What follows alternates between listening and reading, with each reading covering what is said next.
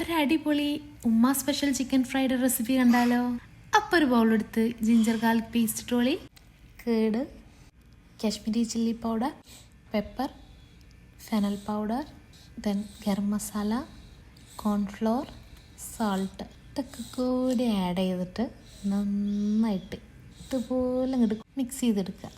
ഇനി നമുക്ക് മെയിൻ ഐറ്റമായിട്ടുള്ള ചിക്കനെ അങ്ങോട്ട് ഇട്ടെടുക്കാം. ചെറുതാക്കി കട്ട് ചെയ്യണേ. അപ്പം നമ്മളൊരു കാര്യം മറന്നുപോയി, മഞ്ഞൾപ്പൊടി ഇട്ടിട്ടില്ല. അപ്പം അതും കൂടി ആഡ് ചെയ്തിട്ട് നന്നായിട്ട് അങ്ങോട്ട് മിക്സ് ചെയ്തോളി.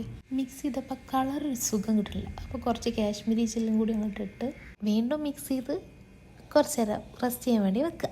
അത് കഴിഞ്ഞ് പിന്നെ ചട്ടി എടുത്തിട്ട് എണ്ണ ഒഴിക്കുക, പൊരിച്ചെടുക്കുക. അതിപ്പോൾ എല്ലാവർക്കും അറിയാമല്ലോ.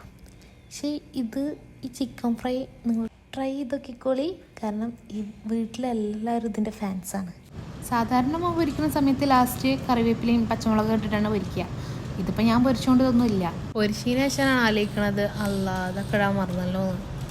ഇനിയിപ്പോൾ എന്തിനാ കാത്തിക്കണേ? അപ്പോൾ നിങ്ങളും ഉണ്ടാക്കല്ലേ.